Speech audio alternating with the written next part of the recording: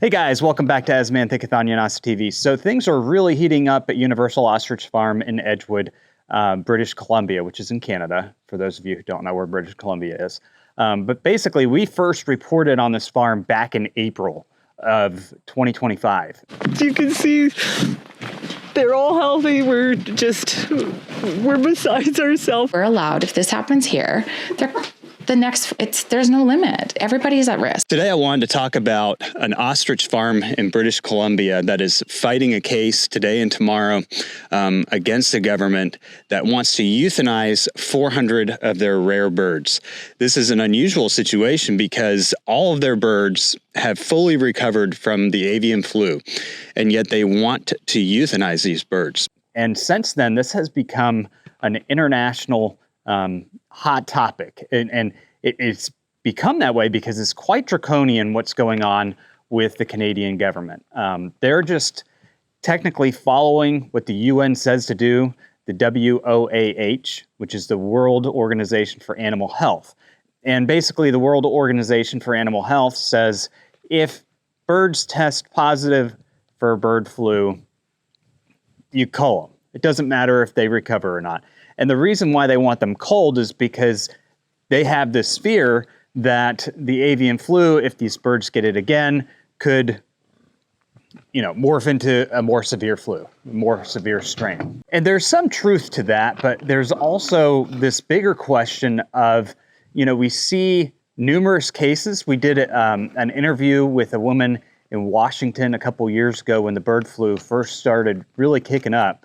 And she had some ducks that had also recovered from the bird flu. Kind of jumping to the heart of what brought you and I together to have this conversation. Can you let's start by walk me through what changes took place for you guys not too long ago.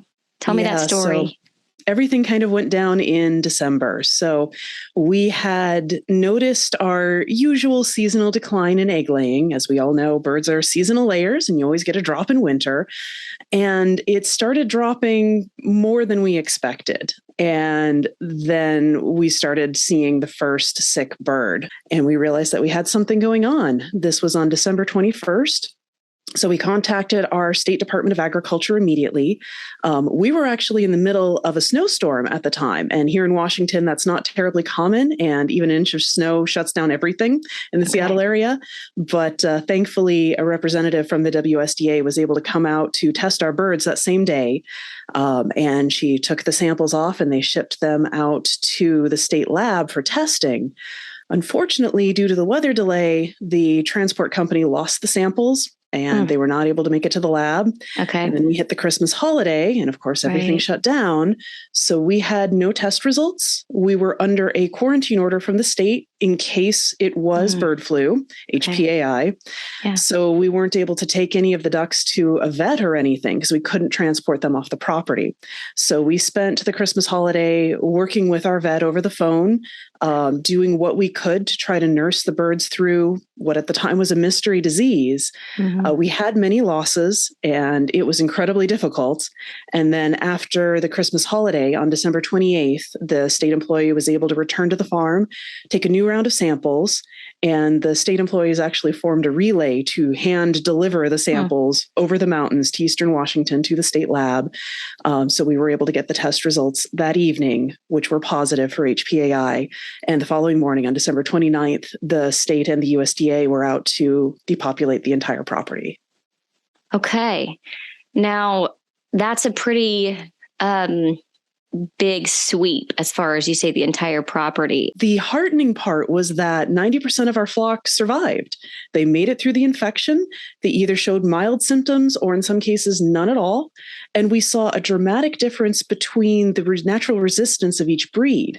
The survivors were back to health and we were past peak mortality. The very last flock was sort of just having its final losses. And they were eating again, running around in the fields, playing, mating, doing all of the things that happy, healthy ducks should do. So having the cull then was extremely difficult. And that was really kind of what shook me the most when I'm reading your comment that you had submitted in the registrar, is that I was very frustrated whenever I heard such a beautiful survival story and then that they were still culled. You have these cases where these birds have recovered from the bird flu, and yet we're culling them. And what we should be doing is studying them, understanding, how to stop this bird flu. Science doesn't always have all the answers because it's constantly questioning itself. It's constantly trying to understand. There are people out there, though, who think that the science is this thing that's been determined a long time ago and they're just going to go by it. But basically, the Canadian Food Inspection Agency, or CFIA, is going by whatever the UN tells them to go by, which means to cull all of these birds. And they as an agency in Canada, they have the right to make that decision. You guys are going to have to excuse my pigs. They're making a lot of noise today. Anyway, so what has happened at this point in time is they've lost 2 court battles trying to stop the cull from happening because CFIA has this authority in Canada. The last judge actually gave the CFIA custody of not only the ostriches, but the land in which the ostriches are located. The certain parts of the farm are now off limits, so they have strung up police lines. If you look at what's going on out there, it's like a war zone between the people who are standing up for this ostrich farm, the people who want answers, who want to see an end to avian flu, want to see these birds studied, and then, of course, the government that just wants to kill the innocent birds. So there's this big standoff there. You have a large police presence. They've basically removed people from being able to access their property and taken control of the ostriches. We've been notified that if we don't leave the property this morning willingly, that we will be arrested and removed from our own private property. And all we've asked for is to feed our own animals today. They are required, the CFIA by law is required to provide feed, water, and veterinary care to the animals until they are culled. That's part of the humane laws of culling animals in Canada. So they're supposed to be supplying food to them. For whatever reason, the owners of the property had to enter the space to feed the ostriches. So, obviously CFIA claims that they're doing everything they can to keep the animals alive that they want to kill. And the owners of the farm felt that it was necessary to go in and care for their animals. And for doing so, according to CFIA, they were prohibiting CFIA from doing what they want to do, which is to kill the animals. So they were arrested. Oh, this is what you signed up for! Anger reaching a boiling point. 2 ostrich farm owners taken into custody. They were going out feeding, and they got arrested in the back corner where nobody is. Karen Esperson, one of the Universal Ostrich Farm owners in Edgewood, was seen being put into a police van. Her daughter, Katie Pasitny, also arrested, no charges laid. That's kind of the inside scoop of what led up to their arrest. Now, the CFIA, at this point in time, they've built out these massive walls with hay bales, large hay bales, to create a containment zone for where they're going to push the ostriches into to cull them. The day after they were arrested, and this has all happened within the last couple of days. So Wednesday, those hay bales were mysteriously caught on fire. There's still no reasoning behind it. It's an open investigation. I can guess how the hay bales caught on fire. Not necessarily the owners of Universal Ostrich Farm, but there are a lot of advocates out there, and I don't disagree with all of the advocates that are out there, and I highly support what's going on with the Universal Ostrich Farm as far as the owner's position on this particular situation. The Canadian government is following guidelines from a foreign government. They're not making any exceptions. They're acting in a draconian manner, and it almost feels like when you pay attention to this that they're coming out even harder the more the public supports it. They're trying to make an example out of this farm. Yes, I can confirm that 2 people have been arrested under the Health of Animals Act. The RCMP are here at the request of the lead agency, the CFIA, to assist them in executing a lawful search warrant on a property on a farm. 2 individuals refused to leave the property and were subsequently arrested. And they're trying to make an example by operating off of the excuse of a foreign government, the UN. You can see how all of this becomes a concern for anybody who cares about their liberty and freedom, anybody who cares about the democracy of their country. Clearly, this is not exactly what the people want, but that's what they're going to do. So Wednesday morning, hay bales caught on fire. Yes, and then later on that afternoon, owners are arrested for basically trying to take care of their flock, feed them, water them, provide the necessary care that the animals are still entitled to, even though they've been ordered to be culled.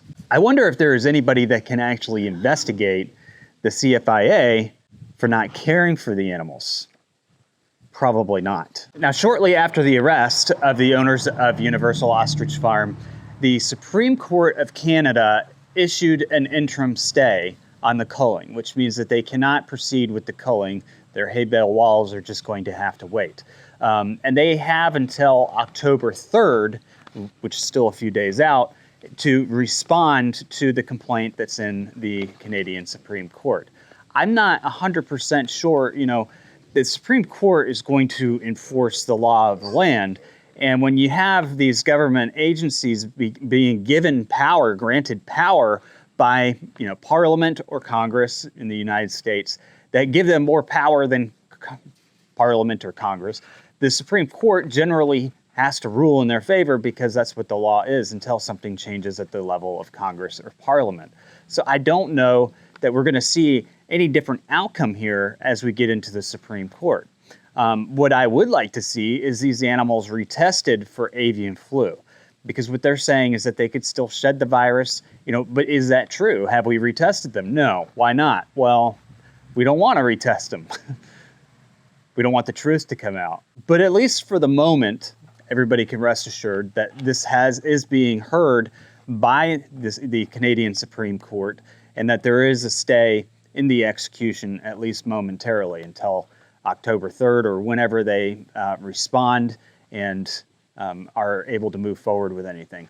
That stay, though, still requires that the ostriches and the portion of this farmer's land stay under the control of CFIA during this time. So they still don't have control. They've basically been prohibited from access to their own property and their own animals. And that's why a lot of this kind of seems a bit draconian. It seems like it's a bit of a government overreach. They can't sleep. They're stressed. It's disgusting. It's like domestic terrorism from the government to the public, to the citizens. They are being terrorized, and they are good, wholesome people, and they don't deserve it. It also doesn't seem to fall in line with science. With science, we should be asking bigger questions. We should be taking the opportunity to research and investigate these animals that have survived something that has plagued countries around the world and caused significant harm to our food supply.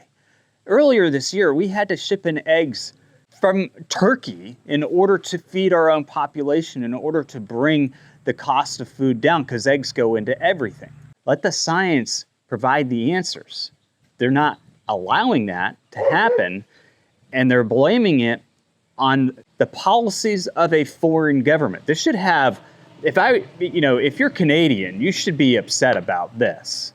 You should be upset about the fact that your government is allowing a foreign entity, the World Organization for Animal Health, to come into your country and enforce laws that don't necessarily look out for your best interests. At this point, though, given the arrests and the fires that have occurred on the property, there are some things that I think that the court should implement immediately as they hear this case, even though I don't think the court's going to rule in their favor, and I don't think that because of what I've seen so far. I'm not saying that it's a far cry from happening.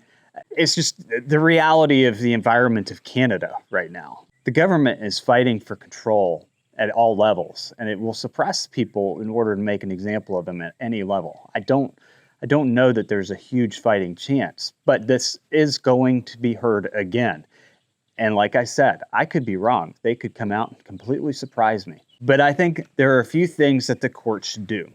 Number one is they should test the birds, and they should make those tests public. Number two, they should implore independent welfare oversight from an independent group to come in and make sure that those birds are properly taken care of. That is the whole reason why they ended up arresting the owners. Not because the owners were obstructing anything, but the owners were feeding their animals. At least that's the stories that we're hearing. And the excuse is that even feeding animals and entering the space was obstruction. they should give the owners controlled owner access to their animals and their property to properly manage their property and their animals.